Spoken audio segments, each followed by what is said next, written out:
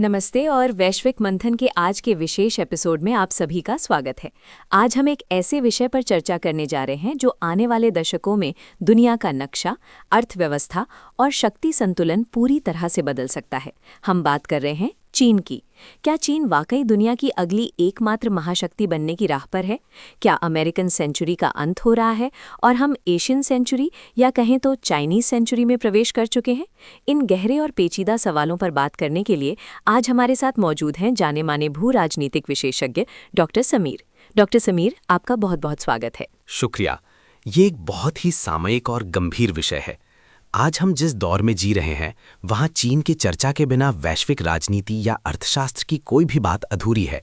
ये केवल एक देश के उदय की कहानी नहीं है, बल्कि ये मानव इतिहास के सबसे बड़े आर्थिक और सामाजिक परिवर्तन की दास्तां है। डॉक्टर समीर, शुरुआत वहीं से करते हैं जहां से ये सब शुरू हुआ। अगर हम 40-50 साल पहले पीछे मुड़कर देखें तो चीन एक गरीब कृषि प्रधान देश था। माओ के समय की उथल पुथल के बाद ऐसा क्या हुआ कि चीन आज अमेरिका की आंखों में आंखें डालकर बात कर रहा है? वो क्या टर्निंग पॉइंट था? देखिए, इसका श्रेय काफी हद तक डेंग शियाओपिंग के 1978 के आर्थिक सुधारों को जाता है। उन्होंने एक बहुत प्रसिद्ध बात कही थी, इससे फर्क नहीं पड़ता कि बिल्ली काली है या सफेद, जब तक वो चूहे पकड़ती है वो अच्छी बिल्ली है। इसका मतलब था कि चीन ने अपनी कट्टर साम्यवादी विचारधारा को किनारे रखकर व्यावहारिक पूंजीवाद को अपनाया। उन्होंने दुनिया के लिए अपने दरवाजे खोले, स्पेशल इकोनॉमिक जोन बनाए और दुनिया की फैक्ट्री बन गए। शुरुआत में उन्होंने सस्ते श्रम और बड़े पैमाने पर उत्पादन पर ध्यान दिया, लेकिन उनका विजन सिर्फ सस्ता सामान बेचना नहीं था, बल्कि तकनीक हासिल करना और आत्मनिर्भर बनना था। पिछले 4 दशकों में चीन ने लगभग 80 करोड़ लोगों को गरीबी से बाहर निकाला है, जो इतिहास में अभूतपूर्व है। ये वाकई अविश्वसनीय है, लेकिन अक्सर ये तर्क दिया जाता है कि चीन ने ये सब पश्चिम की तकनीक चुराकर या उनकी नकल करके हासिल किया है। क्या आपको लगता है कि चीन अब नकल करने वाले दौर से बाहर निकलकर इनोवेशन के दौर में आ गया है? ये एक बहुत बड़ी गलतफहमी है कि चीन आज भी केवल नकल कर रहा है। हाँ, शुरुआत में रिवर्स इंजीनियरिंग हुई थी, लेकिन आज का चीन पूरी तरह बदल चुका है। आप artificial intelligence, 5G, quantum computing और इलेक्ट्रिक व्हीकल जैसे क्षेत्रों को देखिए। आज चीन इन क्षेत्रों में अमेरिका के साथ बराबरी पर खड़ा है या कई मामलों में उससे आगे निकल चुका है। हुआवे जैसी कंपनियों ने 5G पेटेंट्स में बढ़त बनाई। दुनिया की सबसे बड़ी ईवी बैटरी बनाने वाली कंपनी CATL चीन की है। शंघाई और शेंजन जैसे शहर अब सिलिकॉन वैली को टक्कर दे रहे हैं। चीन अब सिर्फ सामान बना नहीं रहा है, वो भविष्य की तकनीक लिख रहा है। और जब कोई देश तकनीक और डेटा पर नियंत्रण पा लेता है तो महाशक्ति बनने का रास्ता अपने आप साफ हो जाता है। आपने अर्थव्यवस्था और तकनीक की बात की, लेकिन एक महाशक्ति बनने के लिए भू राजनीतिक प्रभाव भी बहुत ज़रूरी है। चीन की बेल्ट एंड रोड इनिशिएटिव यानी BRI योजना के बारे में आपका क्या सोचना है? क्या ये आधुनिक समय का साम्राज्यवाद है या वैश्विक विकास का एक नया मॉडल? BRI को समझना बहुत ज़रूरी है। ये चीन का ग्रैंड स्ट्रैटेजी है। इसके ज़रिए चीन एशिया, अफ्रीका और यूरोप को सड़क, रेल और समुद्री रास्तों से जोड़ रहा है। सतह पर ये इंफ्रास्ट्रक्चर प्रोजेक्ट लगता है, लेकिन गहराई में ये चीन के प्रभाव को फैलाने का जरिया है।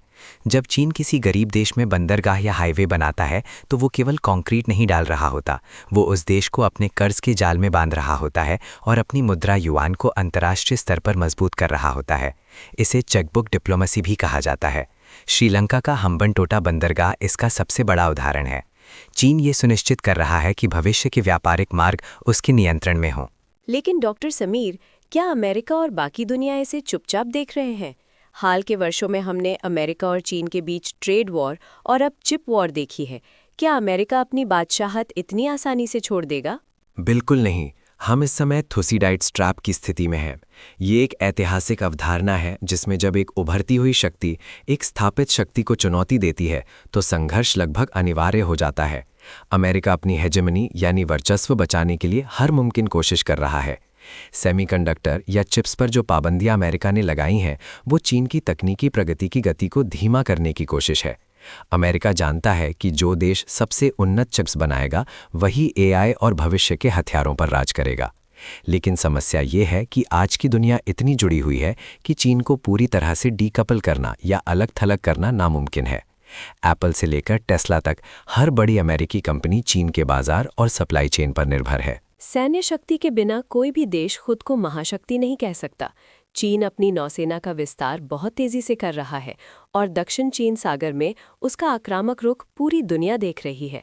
क्या चीन अमेरिका को सैन्य रूप से टक्कर देने की स्थिति में आ गया है? संख्या के मामले में चीन के पास अब दुनिया की सबसे बड़ी नौसेना है। हालांकि तकनीक और अनुभव के मामले में अमेरिका अब भी आगे है, लेकिन चीन की रणनीति अलग है। वो पूरी दुनिया में अमेरिका से नहीं लड़ना चाहता, वो अपने बैकयार्ड यानी इंडो पैसिफिक क्षेत्र में अपनी धाक जमाना चाहता है। उनकी एंटी एक्सिस एरिया डिनायल यानी A2AD मिसाइल तकनीक का उद्देश्य अमेरिकी विमान वाहकों को चीनी तटों से दूर रखना है। दक्षिण चीन सागर में उन्होंने कृत्रिम द्वीप बनाकर उन्हें सैन्य अड्डों में तब्दील कर दिया है। ताइवान का मुद्दा सबसे संवेदनशील है। अगर चीन ताइवान पर नियंत्रण पा लेता है तो वो न केवल दुनिया की सबसे बड़ी चिप निर्माण कंपनी TSMC पर कब्जा कर लेगा, बल्कि प्रशांत महासागर में अमेरिका की पहली रक्षा पंक्ति को भी तोड़ देगा। ये तो बहुत ही डरावनी स्थिति लगती है। लेकिन क्या चीन के भीतर सब कुछ ठीक है? हमने हाल ही में उनकी गिरती अर्थव्यवस्था, रियल एस्टेट संकट और सबसे महत्वपूर्ण बात, उनकी घटती जनसंख्या के बारे में सुना है। क्या डेमोग्राफिक कोलैप्स चीन के महाशक्ति बनने के सपने को तोड़ सकता है? आपने बहुत सही बिंदु उठाया है। चीन की सबसे बड़ी चुनौती अब बाहर से नहीं बल्कि भीतर से है। उनकी वन चाइल्ड पॉलिसी का असर अब दिख रहा है।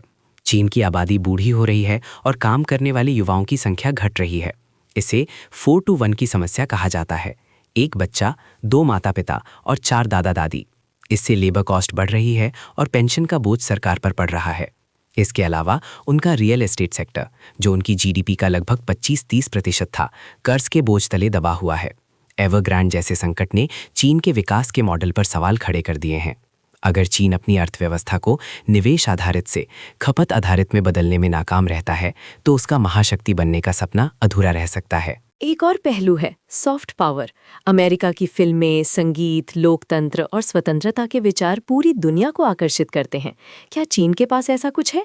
क्या लोग चाइनीज ड्रीम को उसी तरह अपनाएंगे जैसे उन्होंने अमेरिकन ड्रीम को अपनाया था? यही चीन की सबसे बड़ी कमजोरी है। सॉफ्ट पावर के मामले में चीन अभी भी बहुत पीछे है। दुनिया चीन की तकनीक और पैसे का सम्मान या डर तो कर सकती है, लेकिन वो उनसे प्यार नहीं करती। चीन की राजनीतिक व्यवस्था, जो एक पार्टी का शासन है, दुनिया के लोकतांत्रिक देशों के लिए प्रेरणा का स्रोत नहीं बन सकती। वहाँ सेंसरशिप है, अभिव्यक्ति की आज़ादी नहीं है। हॉलीवुड जैसा वैश्विक प्रभाव चीनी सिनेमा का नहीं है। हालांकि वे टिकटॉक जैसे माध्यमों से डिजिटल दुनिया में अपनी पैठ बना रहे हैं, लेकिन विचारधारा के स्तर पर चीन के पास दुनिया को देने के लिए कोई आकर्षक विकल्प नहीं है।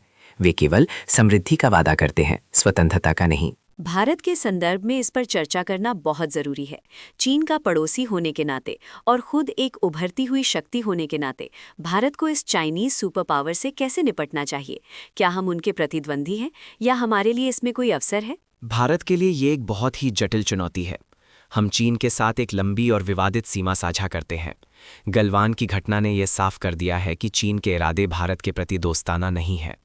चीन नहीं चाहता कि एशिया में कोई दूसरा देश उसके बराबर खड़ा हो, इसलिए वह पाकिस्तान के जरिए या भारत के पड़ोसियों नेपाल, बांग्लादेश, मालदीव में निवेश के जरिए भारत को घेरने की कोशिश करता है, जिसे स्ट्रिंग ऑफ पर्ल्स कहा जाता है। लेकिन भारत के पास भी विकल्प हैं। भारत क्वाड जैसे समूहों के जरिए अमेरिका, जापान और ऑस्ट्रेलिया के साथ मिलकर एक संतुलन बनाने की कोशिश कर रहा है। भारत के लिए अवसर ये है कि दुनिया अब China+1 की रणनीति अपना रही है। कंपनियां चीन से बाहर निकलकर दूसरे ठिकाने ढूंढ रही हैं और भारत वहां एक बड़ा विकल्प बन सकता है। लेकिन इसके लिए हमें अपनी मैन्युफैक्चरिंग और इंफ्रास्ट्रक्चर को चीन के स्तर पर लाना होगा। डॉक्टर समीर, क्या आपको लगता है कि डॉलर की बादशाहत खत्म हो रही है? चीन ब्रिक्स देशों के साथ मिलकर एक नई मुद्रा की बात कर रहा है और तेल का व्यापार युआन में करने की कोशिश कर रहा है। क्या डी-डॉलराइजेशन चीन को शेष पर ले जाएगा? ये एक लंबी प्रक्रिया है। डॉलर का वैश्विक रिजर्व मुद्रा होना अमेरिका की असली ताकत है। ये उन्हें बिना किसी सीमा के कर्ज लेने और प्रतिबंध लगाने की शक्ति देता है। चीन इस हथियार को कुंद करना चाहता है। पेट्रो युआन का उदय और डिजिटल युआन ECNY की शुरुआत इसी दिशा में कदम है। रूस यूक्रेन युद्ध के बाद जिस तरह से रूस को डॉलर सिस्टम स्विफ्ट से बाहर किया गया, उसने कई देशों को, जिनमें चीन भी शामिल है, ये सोचने पर मजबूर कर दिया कि उन्हें एक वैकल्पिक व्यवस्था चाहिए। हालांकि अभी भी दुनिया का 80% से ज़्यादा व्यापार डॉलर में होता है, लेकिन चीन धीरे धीरे इसकी नींव हिला रहा है। अगर सऊदी अरब जैसे देश पूरी तरह से युआन को स्वीकार कर लेते हैं तो ये वैश्विक अर्थव्यवस्था के इतिहास का सबसे बड़ा मोड़ होगा। अक्सर ये कहा जाता है कि चीन की शासन व्यवस्था उनकी ताकत है, क्योंकि वे 50 साल आगे की सोच सकते हैं, जबकि लोकतांत्रिक देशों में सरकारें सिर्फ अगले चुनाव तक की सोचती हैं। क्या एक अधिनायकवादी मॉडल एक लोकतांत्रिक मॉडल से बेहतर साबित हो रहा है? ये एक बहुत ही विवादास्पद लेकिन दिलचस्प बहस है। चीन की स्थिरता और निर्णय लेने की गति निश्चित रूप से उनकी ताकत रही है। वे एक रात में पूरा शहर बसा सकते हैं या 1000 मील लंबी रेल लाइन बिछा सकते हैं, लेकिन इसकी एक बड़ी कीमत चुकानी पड़ती है: मानवाधिकार और व्यक्तिगत स्वतंत्रता। लोकतांत्रिक व्यवस्थाएं धीमी हो सकती हैं, उनमें विरोध और रुकावटें हो सकती हैं, लेकिन उनमें सेल्फ करेक्शन यानी खुद को सुधारने की क्षमता होती है। चीन में अगर शीर्ष नेतृत्व कोई गलत फैसला लेता है तो उसे चुनौती देने वाला कोई नहीं होता। माओ की ग्रेट लीप फॉरवर्ड ने करोड़ों लोगों की जान ली थी। भविष्य में अगर शी जिनपिंग की नीतियां गलत साबित होती हैं तो चीन के पास कोई प्लान भी नहीं होगा। लोकतंत्र में फीडबैक लूप होता है जो लंबे समय में स्थिरता लाता है। अगर हम भविष्य की बात करें तो 2050 का परिदृश्य क्या होगा? क्या हम एक यूनिपोलर दुनिया देखेंगे जहां चीन टॉप पर होगा, या एक बाइपोलर दुनिया जहां अमेरिका और चीन के बीच शीत युद्ध होगा, या फिर एक मल्टीपोलर दुनिया? मुझे लगता है कि हम एक मल्टीपोलर यानी बहुध्रुवीय दुनिया की ओर बढ़ रहे हैं, लेकिन उसमें चीन और अमेरिका दो सबसे बड़े खंभे होंगे।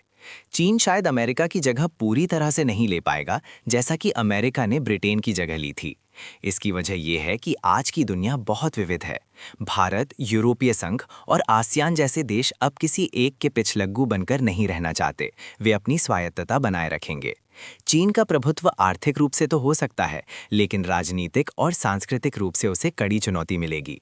हम एक कोल्ड वॉर 2.0 के दौर में पहले ही कदम रख चुके हैं, जो हथियारों से ज्यादा डेटा, चिप्स और सप्लाई चेन पर लड़ा जा रहा है। डॉक्टर समीर, कुछ लोग कहते हैं कि चीन का उदय शांतिपूर्ण नहीं होगा। इतिहास गवाह है कि जब भी शक्ति का हस्तांतरण हुआ है, बड़े युद्ध हुए हैं। क्या चीन और अमेरिका के बीच युद्ध की संभावना वास्तविक है? युद्ध की संभावना को पूरी तरह नकारा नहीं जा सकता, खासकर ताइवान के मुद्दे पर। लेकिन आज के परमाणु युग में एक सीधा युद्ध दोनों देशों को तबाह कर देगा। चीन संजो की आर्ट ऑफ वॉर में विश्वास करता है, जिसका मूल मंत्र है बिना लड़े जीतना। वे आर्थिक निर्भरता, साइबर हमले और सूचना युद्ध यानी इंफॉर्मेशन वॉरफेयर के जरिए अपने लक्ष्यों को हासिल करना पसंद करेंगे।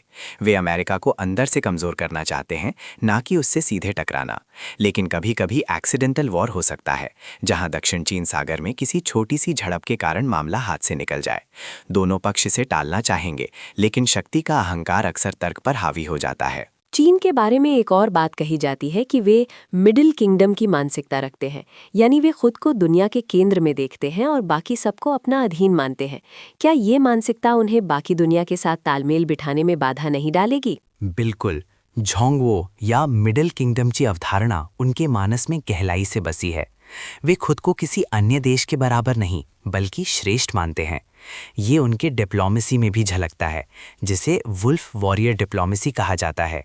वे अब दबकर नहीं रहना चाहते। वे चाहते हैं कि दुनिया उनकी व्यवस्था और उनके नियमों का सम्मान करे। लेकिन समस्या ये है कि 21वीं सदी की दुनिया साझा मूल्यों और अंतर्राष्ट्रीय कानूनों पर चलती है, कम से कम कागज़ों पर। अगर चीन इन कानूनों को अपनी मर्जी से तोड़ने की कोशिश करेगा तो उसे वैश्विक स्तर पर विरोध का सामना करना पड़ेगा।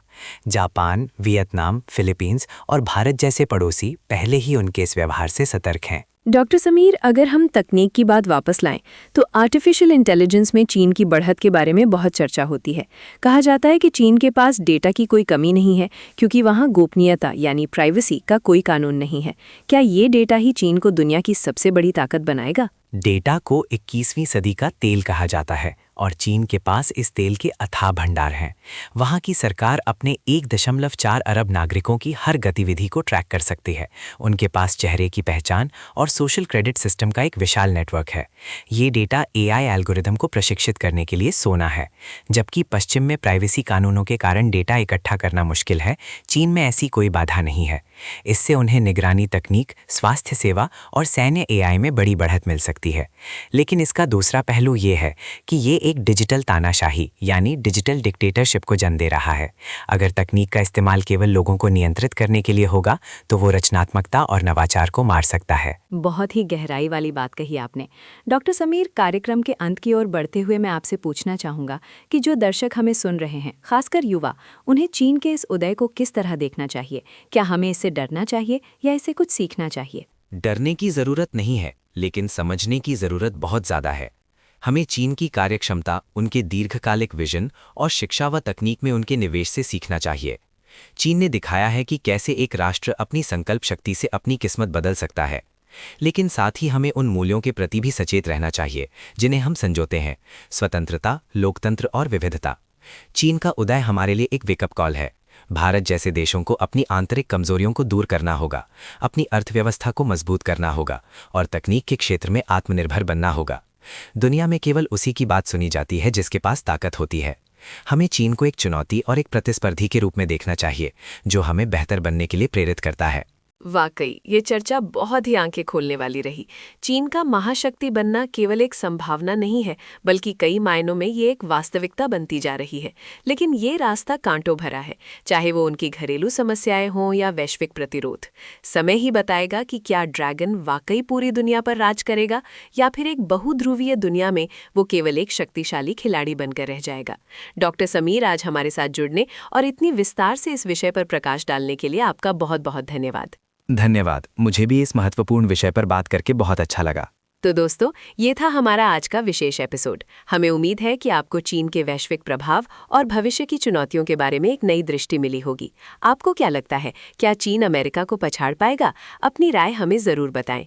वैश्विक मंथन के अगले एपिसोड में फिर मिलेंगे एक नए और दिलचस्प विषय के साथ। तब तक के लिए विदा, नमस्ते।